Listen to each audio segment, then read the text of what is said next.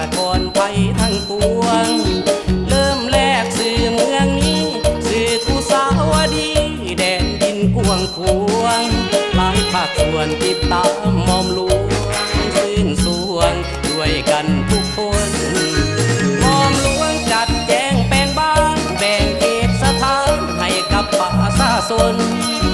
บ้านเวียงบ้านสร้างดอนใจให้เป็นที่อาศัยถือใจทุกคนแล้วยังมีบ้านโป่งบ้านโคงเพื่อให้เป็นบ่อนทำมาหากิน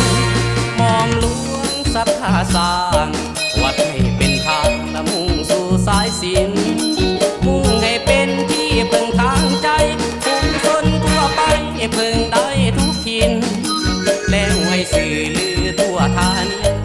วัดหลวงทานถิ่นเปลี่ยนเป็นสีบุญยืน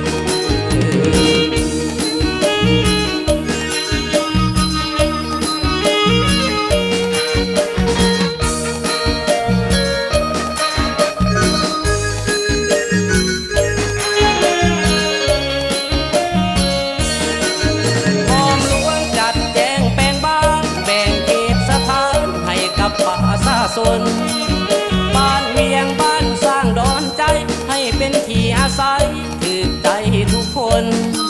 แล้วยังมีบ้านโป่งบ้านโคงเพื่อให้เป็นบ่อนทำมาหากิน